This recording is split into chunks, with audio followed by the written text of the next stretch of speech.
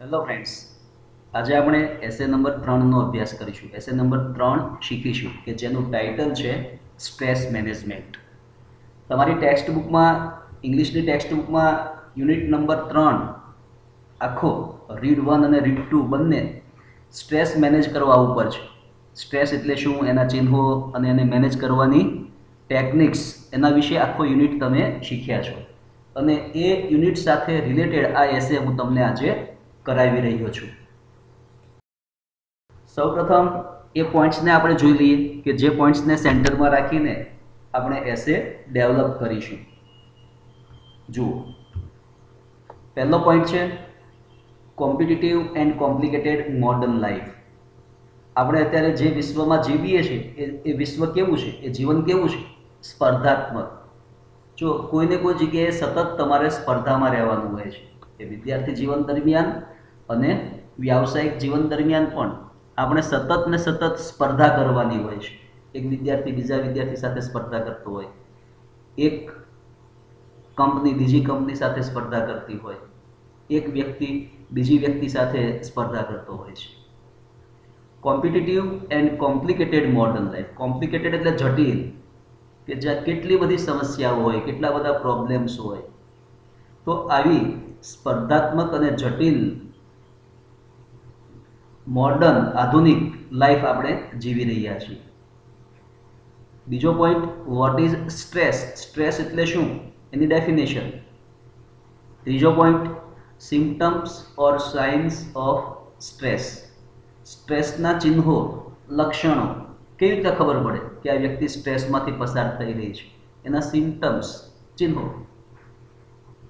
ચોથો point, it's ઇલ effects. સ્ટ્રેસની ખરાબ અસરો. સ્ટ્રેસ કેવી રીતે આપણને અસર કરે છે, ઇલ ઇફેક્ટ્સ, ખરાબ અસરો. એની સાથે જ હેલ્થ કોમ્પ્લિકેશન્સ, સ્વાસ્થ્ય સંબંધી સમસ્યાઓ. હેલ્થ કોમ્પ્લિકેશન્સ એટલે કે સ્ટ્રેસને કારણે આપણે જે શારીરિક અને માનસિક બીમારીઓનો ભોગ બનીએ છીએ તે હેલ્થ કોમ્પ્લિકેશન્સ. અને છેલ્લા બે points, how to manage stress અને effective methods of managing stress. Stress કેવી રીતે મેનેજ કરવો અને સ્ટ્રેસને મેનેજ કરવાની ઇફેક્ટિવ મેથડ્સ, અસરકારક પદ્ધતિઓ, અસરકારક ટેકનિક્સ, પ્રયુક્તિઓ. તો આટલા પોઈન્ટ્સને ધ્યાનમાં રાખીને આપણે એસે ડેવલપ કરીશું. એસેની શરૂઆત એક ફેમસ કોટેશનથી કરીએ. જુઓ, આ કોટેશન જેણે આપ્યું છે, જેણે લખ્યું છે, જે બોલ્યા છે, એ કોણ છે? ફાધર ઓફ સ્ટ્રેસ રિસર્ચ, જેણે સ્ટ્રેસ ઉપર ખૂબ જ સંશોધન કર્યું છે એવા હેન્સ સ્લાય. એમણે કહ્યું છે, શું કહ્યું છે? The only person without stress is a dead person. મૃત્યુ પામેલી વ્યક્તિ જ સ્ટ્રેસ વગરની હોય છે. એનો અર્થ કે જીવિત કોઈ પણ વ્યક્તિ હોય, એ નાનું બાળક હોય કે વૃદ્ધ હોય કે યુવાન હોય કે પ્રૌઢ હોય, પુરુષ હોય કે સ્ત્રી હોય, જીવિત દરેક વ્યક્તિ થોડા ઘણા પ્રમાણમાં, વધુ ઓછા પ્રમાણમાં સ્ટ્રેસમાંથી પસાર થતી હોય છે. કારણ કે આપણું જીવન જ એવું છે.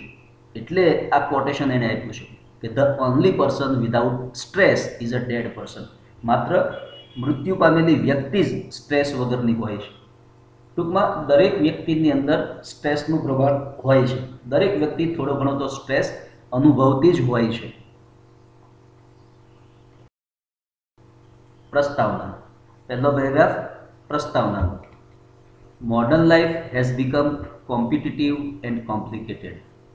આધુનિક જીવન સ્પર્ધાત્મક અને જટિલ બની ગયું છે. The rat race affects every age group. Rat race, ઉંદર દોડ એટલે ભાગમ ભાગ, એને રેટ રેસ કહેવાય. જો માણસ જાગે ત્યારથી રાત્રે ઊંઘવા જાય ત્યાં સુધી સતત ને સતત ભાગતો જ હોય છે. એને શું કહેવાય સાહિત્યિક ભાષામાં? રેટ રેસ, ઉંદર દોડ. The rat race affects every age group. આ ઉંદર દોડ દરેક વય જૂથને અસર કરે છે. અફેક્ટ કરવું એટલે અસર કરવી. એસ લાગ્યો છે, જોજો, સાદો વર્તમાન કાળ.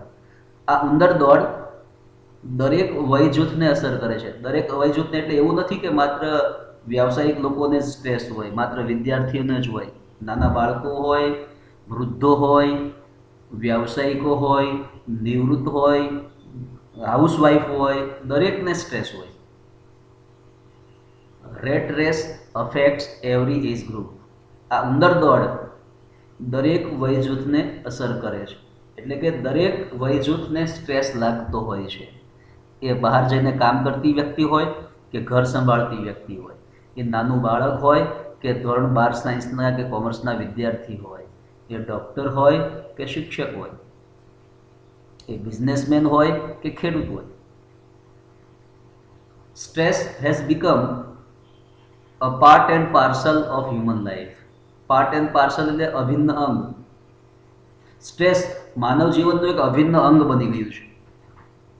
Stress has become a part and parcel of human life. Stress માનવ જીવનનું એક અભિન્ન અંગ બની ગયું છે. It is important to manage the stress level. Stress લેવલને મેનેજ કરવું ખૂબ જ અગત્યનું છે. સ્ટ્રેસ તો રહેવાનો જ, પણ એને મેનેજ કરવો ખૂબ જ અગત્યનો છે, કારણ કે જો સ્ટ્રેસને મેનેજ ન કરીએ તો એ આપણને નુકસાન કરે. It is important to manage the stress level. Stress અમુક લેવલથી વધવો નહીં જોઈએ, એ અગત્યનું છે.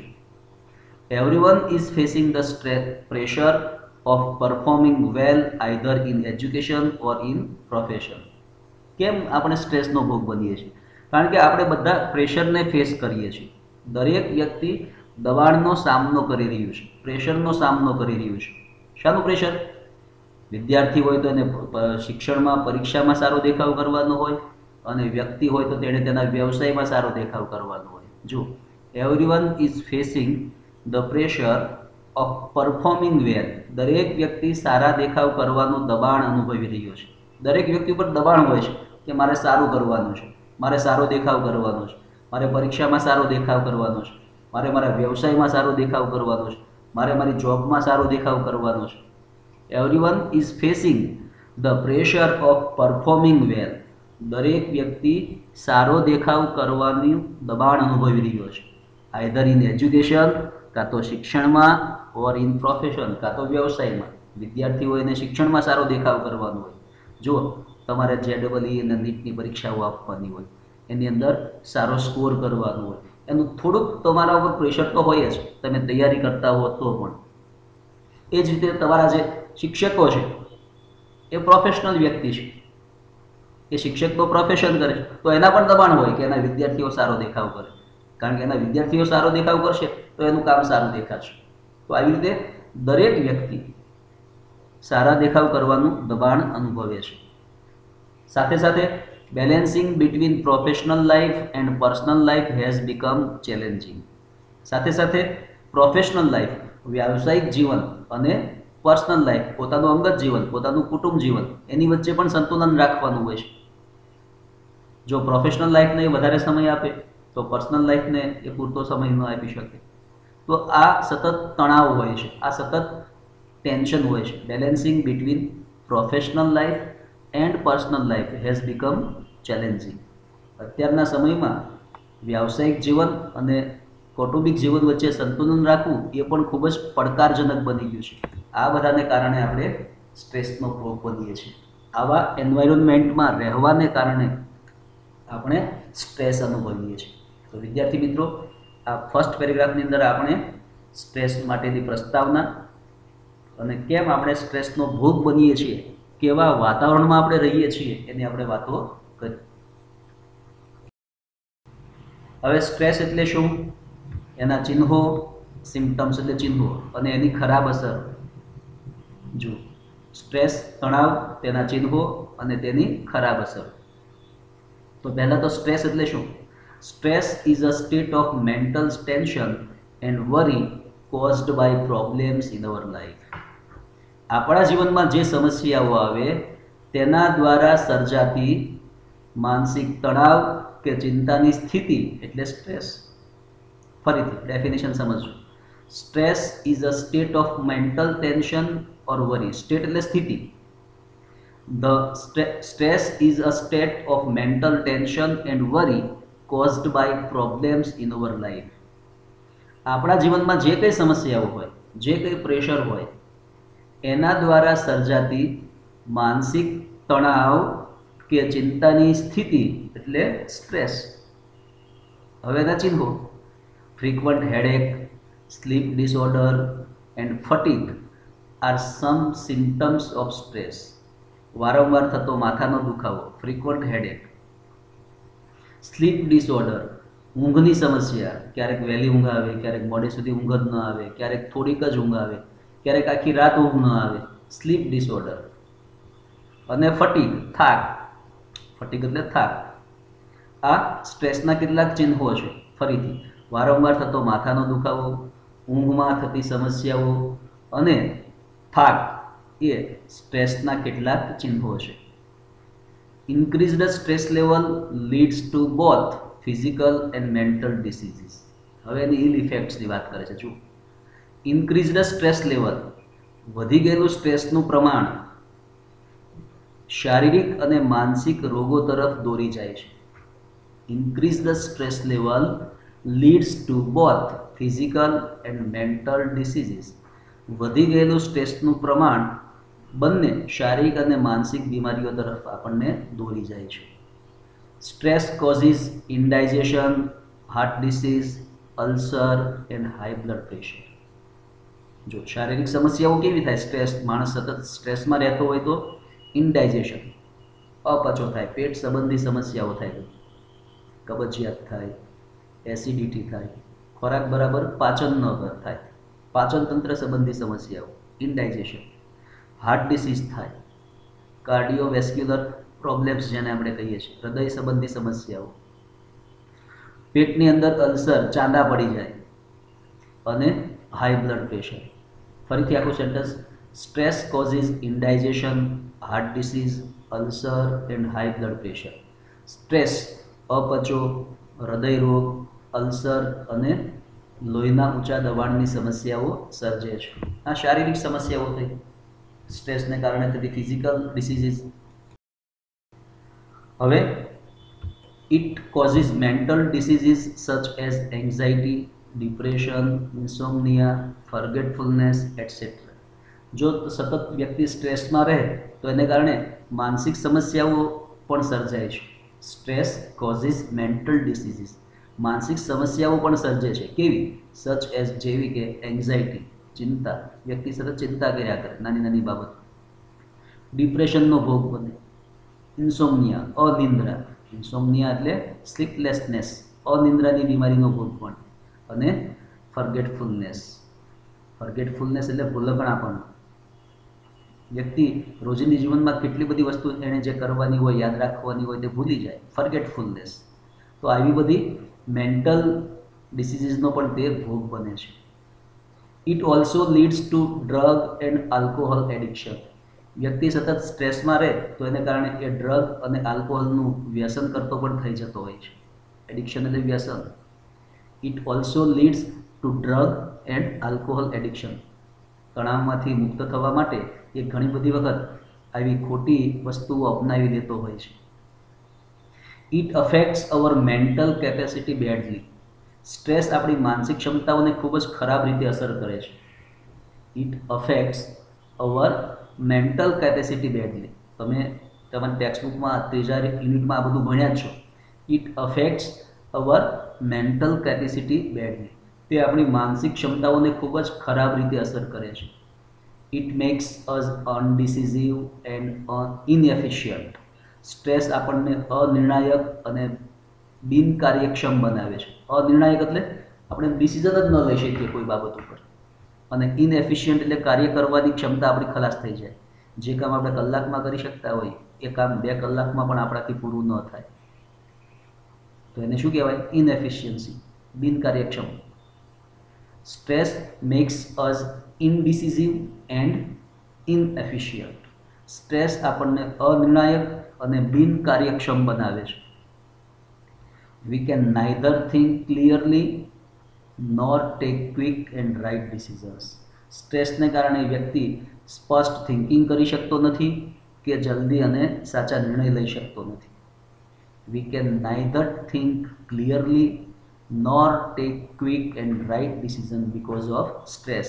સ્ટ્રેસને કારણે વ્યક્તિ ક્લિયર થિંકિંગ નથી કરી શકતો કે નથી સાચા અને યોગ્ય નિર્ણય લઈ શકતો। આ થયા સ્ટ્રેસના ચિહ્નો અને એની શારીરિક અને માનસિક અસરો। હવે ત્રીજા ભાગમાં આપણે શીખીશું એને મેનેજ કરવાના મેથડ્સ, ટેકનિક્સ।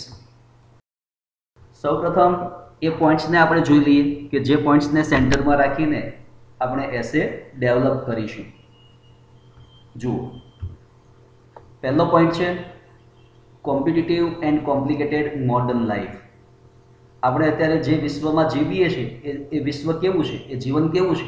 સ્પર્ધાત્મક। જો કોઈને કોઈ જગ્યાએ સતત તમારે સ્પર્ધામાં રહેવાનું હોય છે, એ વિદ્યાર્થી જીવન દરમિયાન અને વ્યાવસાયિક જીવન દરમિયાન પણ આપણે સતત ને સતત સ્પર્ધા કરવાની હોય છે। એક વિદ્યાર્થી બીજા વિદ્યાર્થી સાથે સ્પર્ધા કરતો હોય, એક કંપની બીજી કંપની સાથે સ્પર્ધા કરતી હોય, એક વ્યક્તિ બીજી વ્યક્તિ સાથે સ્પર્ધા કરતો હોય છે। Competitive and complicated modern life. Complicated એટલે જટિલ, કે જ્યાં કેટલી બધી સમસ્યાઓ હોય, કેટલા બધા પ્રોબ્લેમ્સ હોય। તો આવી સ્પર્ધાત્મક અને જટિલ મોડર્ન આધુનિક લાઈફ આપણે જીવી રહ્યા છીએ। બીજો પોઈન્ટ વોટ ઇઝ, બીજો એક બહુ ફેમસ કોટેશન છે, સ્ટ્રેસ એટલે શું અને એનાથી બચવા શું કરવું જોઈએ। What is stress? It is the gap between our expectation and reality. Stress એટલે આપણી અપેક્ષા અને વાસ્તવિકતા વચ્ચેનું અંતર। આપણે અપેક્ષા કંઈક વધારે રાખતા હોઈએ અને વાસ્તવિકતા કંઈક અલગ હોય, તો it is the gap between our expectation and reality. વાસ્તવિકતા અને અપેક્ષા વચ્ચેનું અંતર। The more gap the more the stress. જેટલો આ ગેપ વધારે, જેટલું આ અંતર વધારે, એટલો સ્ટ્રેસ વધારે। So expect nothing and accept everything. તેથી કોઈ પણ વસ્તુની અપેક્ષા ન રાખો અને જે કંઈ તમારા જીવનમાં આવે એને સ્વીકારો। સો એક્સપેક્ટ નથિંગ, એક્સપેક્ટ કરવું એટલે અપેક્ષા રાખવી, કોઈ પણ વસ્તુની અપેક્ષા નહીં રાખો, એન્ડ એક્સેપ્ટ, સ્વીકારો, એવરીથિંગ, જે કંઈ જીવનમાં આવે તે, તો તમે સ્ટ્રેસથી સરળતાથી બચી શકશો। It is not stress that kills us. એ સ્ટ્રેસ નથી કે જે આપણને નષ્ટ કરે છે, it is our reaction to it. પણ આપણે એને જે રિએક્શન આપીએ છીએ એ આપણને નુકસાન કરે છે। તો હેન્સ સલાહ એવું કહેવા માગે છે કે સ્ટ્રેસને મેનેજ કરવો એ આપણા હાથની વાત છે, એને કેવું રિએક્શન આપવું એ આપણા હાથમાં છે। How to manage stress? Meditation, pranayama and yoga are very effective in managing stress. Meditation એટલે ધ્યાન, પ્રાણાયામ અને યોગા સ્ટ્રેસને મેનેજ કરવામાં ખૂબ જ અસરકારક છે। બીજું, spending time on hobbies make us happier and relaxed. તમારી મનગમતી પ્રવૃત્તિઓમાં તમે જો દરરોજ સમય આપો તો એનાથી પણ તમે સ્ટ્રેસને મેનેજ કરી શકો। સ્પેન્ડ કરવું એટલે વિતાવવું, હોબી એટલે શોખ। તમારા વિદ્યાર્થી જીવનની સાથે સાથે કે વ્યાવસાયિક જીવનની સાથે તમે કોઈ એક હોબી કેળવો અને એમાં તમે દરરોજ થોડોક સમય આપો, અડધો કલાક, કલાક, તો તમે વધુ હેપી રહી શકો અને રિલેક્સ રહી શકો। આ બીજી technique, spending time on hobbies make us happier and relaxed. શોખમાં સમય વિતાવવાથી આપણે વધુ ખુશ અને વધુ તણાવમુક્ત રહી શકીએ છીએ। આ હોબી કેવા હોઈ શકે? It can be anything from hanging out with friends, a pleasure trip, painting, gardening, reading or watching a movie. આ હોબી કોઈ પણ હોઈ શકે। હેંગિંગ આઉટ વિથ ફ્રેન્ડ્સ, મિત્રો સાથે બહાર ફરવા જવું, પ્લેઝર ટ્રીપ, કોઈ આનંદદાયક મુસાફરી કરવી, ફરવા જવું તે, પેઇન્ટિંગ કરવું, ગાર્ડનિંગ કરવું, મનગમતા પુસ્તકો વાંચવા અથવા તો મનગમતું મૂવી જોવું। ત્યારબાદની technique, workout or listening to music can be helpful in managing stress. કસરત, વર્કઆઉટ એટલે કસરત, કસરત કરવાથી અથવા તો મનગમતું મ્યુઝિક સાંભળવાથી પણ સ્ટ્રેસને મેનેજ કરવામાં મદદ મળે છે। અને છેલ્લે, we can't avoid stress completely. સ્ટ્રેસને આપણે સંપૂર્ણપણે ટાળી શકતા નથી, but we can increase our knowledge, awareness and confidence. પણ સ્ટ્રેસ વિશેનું આપણું નોલેજ, એના વિશેની આપણી જાગૃતિ અને એને મેનેજ કરવાની આપણી ક્ષમતાને આપણે વધારી શકીએ કે જેથી કરીને we can cope with it quickly and effectively. આપણે ખૂબ જ ઝડપથી અને અસરકારક રીતે તેને મેનેજ કરીએ. કોપ વિથ એટલે મેનેજ કરવું, સંભાળવું, પહોંચી વળવું. ફરીથી, we can't avoid stress completely. સ્ટ્રેસને આપણે સંપૂર્ણપણે ટાળી શકતા નથી, but we can increase our knowledge, awareness and competence to cope with it quickly and effectively. પણ એને અસરકારક રીતે અને ઝડપથી પહોંચી વળવા માટે આપણે આપણા નોલેજમાં, આપણી જાણકારીમાં, સજાગતામાં અને કોમ્પિટન્સ, આપણી ક્ષમતામાં વધારો કરી શકીએ કે જેથી કરીને આપણે ખૂબ જ અસરકારક રીતે સ્ટ્રેસને મેનેજ કરી શકીએ. તો વિદ્યાર્થી મિત્રો, એસે મુખ્યત્વે 3 ભાગમાં છે, જોજો બરાબર. પહેલો ભાગ સ્ટ્રેસ કેમ સર્જાય છે, આપણે કેવા વાતાવરણમાં રહીએ છીએ, કેવા વિશ્વમાં રહીએ છીએ તે. બીજો ભાગ સ્ટ્રેસ એટલે શું, એના ચિહ્નો અને એનાથી થતી શારીરિક અને માનસિક અસરો. અને ત્રીજો ભાગ એટલે હાઉ ટુ મેનેજ સ્ટ્રેસ, સ્ટ્રેસને મેનેજ કરવાની ટેકનિક્સ, મેથડ્સ. તો ખૂબ સારી રીતે એસે તૈયાર કરજો કે જેથી કરીને પરીક્ષામાં 8 માર્ક્સમાંથી તમે મેક્સિમમ માર્ક્સ મેળવી શકો. Thank you.